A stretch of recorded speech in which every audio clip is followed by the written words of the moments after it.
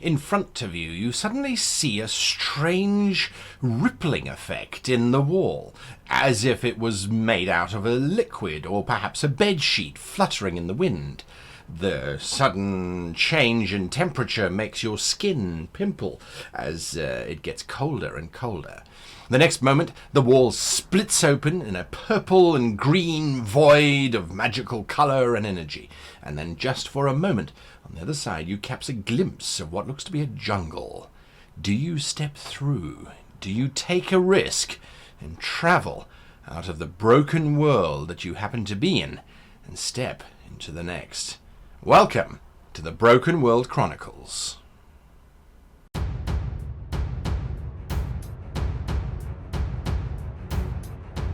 Hello and welcome to yet another special announcement video from me, Guy, on the channel How to Be a Great GM.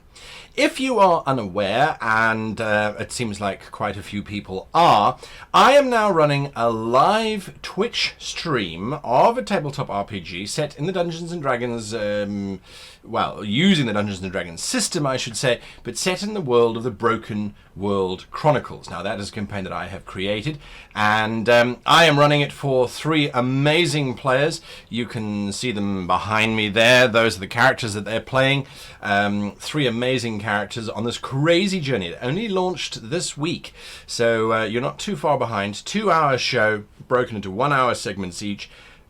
So it's really digestible. It's on Twitch and it is repeated on Great GM Plays. That channel, the link is down below, so please go and find that if you want to watch it on YouTube. Join us on Twitter at HowToGM so you can get updates as to when those shows are. But it is broadcast live on Mondays at 6 p.m. Pacific Standard Time, where you can interact with the cast and with myself. Before the show, there is a half-hour planning session with myself where I talk about what I have planned to do in the actual adventure that will then take place. You can then join me for that, post your thoughts, your suggestions, your comments on my plan, watch the 2-hour show, see how my plan went or didn't go as the game master, and then at the end of the show, after the 2 hours, I then do a half-hour breakdown as to, well, what went wrong and how I managed to fix it or not, and what I plan to do in the future. Those do contain spoilers, obviously, for the actual show itself, but having seen the responses to my reviews on my planning for the Karos Stones and for other shows that I run on various channels, I thought that I would do this specifically for you. So when we're on Twitch, it's live interaction, and you can join us for that, all the shenanigans that go on with that. Otherwise, it is rebroadcast later on YouTube on the channel Great GM Sessions. Down below are the links for everything that you could possibly want.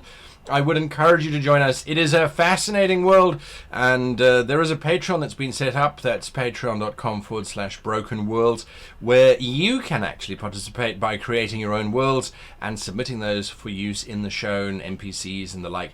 So we really are making it as interactive as possible. The Broken World Chronicles is something that, in terms of setting, I'm going to go into very briefly to catch everybody up, because it's this crazy space.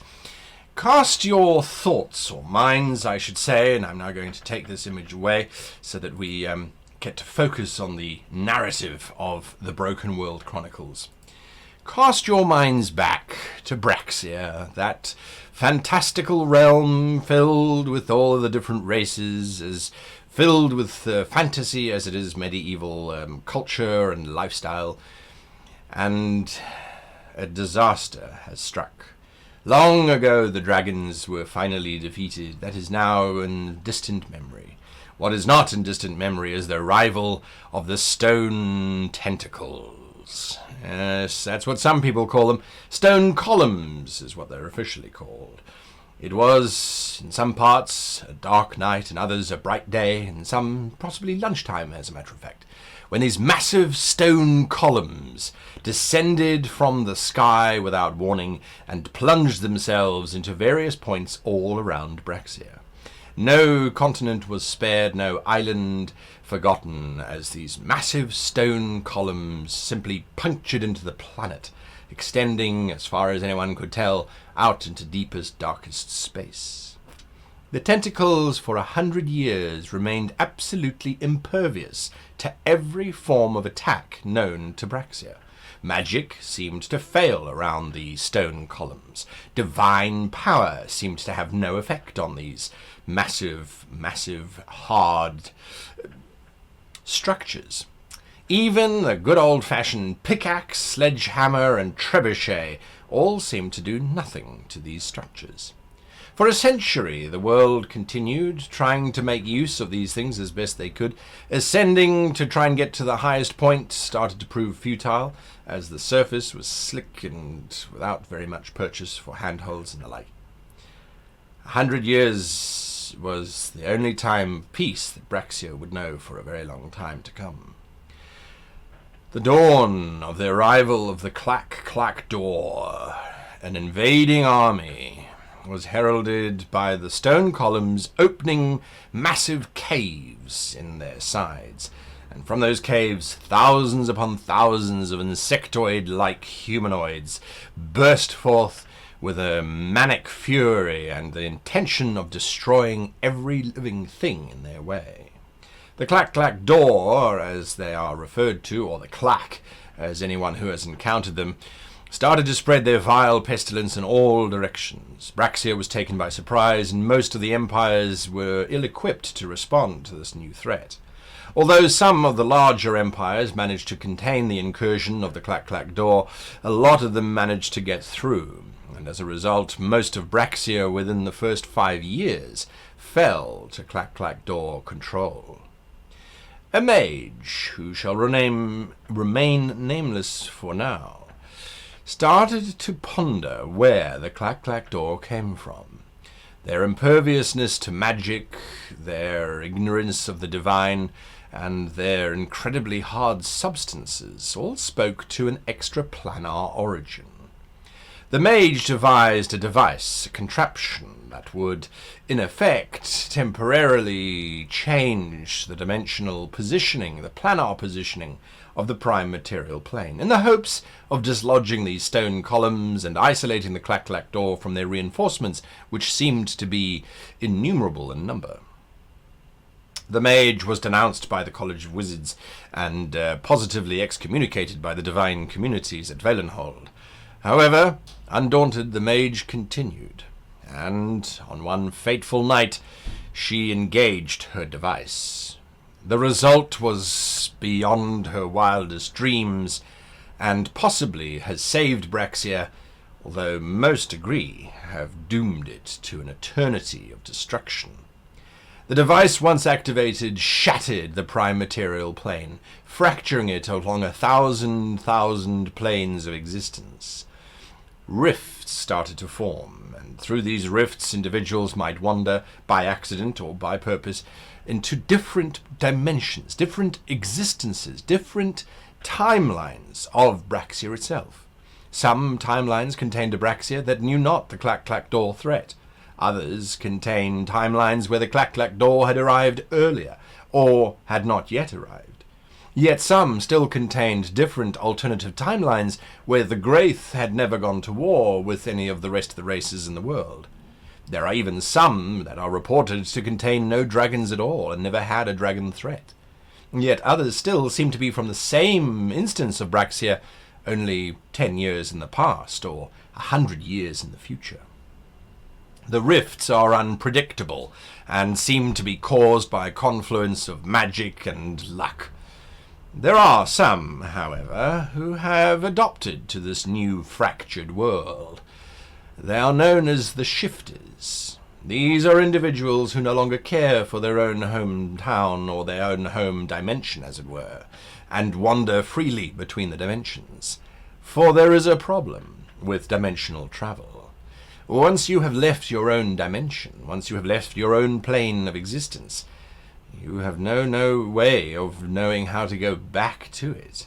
There is no address as such. There is no way of determining where the rift will open, when it will open, or where it will open to.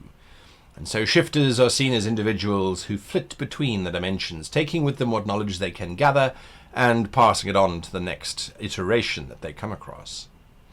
The shifters have been known to carry stones, known as rough stones, in honour of the mage who caused the rifts, her name Roughkinnikin being used for the name of the stones. The rough stones, when placed in certain combinations, create portals which open to certain places and certain times. But those combinations are a mystery to, well, almost everybody. In some worlds, shifters are seen as a portent or harbinger of doom and death, for the clack-clack door seem to somehow follow shifters on their paths. Certainly when shifters arrive in worlds where there are no clack-clack door, mysteriously, a few months or maybe years later, the clack-clack door arrive. This, of course, is all unknown to our poor characters who have found themselves in one iteration of Braxia, where the clack-clack door are on the verge of destroying the kingdom known as Brunei, the human kingdom in Braxia. Will our characters learn the secrets of dimensional travel? Will they become shifters themselves, or will they find a dimension that they claim as their own and will hold out for as long as they can? It certainly seems that if Roughkinnikin's plan has succeeded, it has only succeeded for one iteration of Braxia. The rest remain in peril. And how many are there? Well, that remains to be seen. Join us every Monday at 6 p.m. Pacific Standard Time to see the adventures of our poor characters in the Broken World Chronicles. You can also participate and show your support for the cast, whom we would desperately like to pay for their time, by joining our Patreon, and that is patreon.com/brokenworlds, where if you sign up for our higher tiers, you can design your own version of Braxia. Is it a post-apocalyptic version? Is it a primordial version, where we encounter the proto-dragons? Is it perhaps a simple alternative timeline, where the Sajet Empire has extended its grasp across all of Braxia, and now we must worship the Pharos as the one true incarnation of the gods? Or is it perhaps more of a modern-day setting, where suburbia has sprawled across Braxia, magic has been forgotten, and automobiles are the way of the future? Who knows?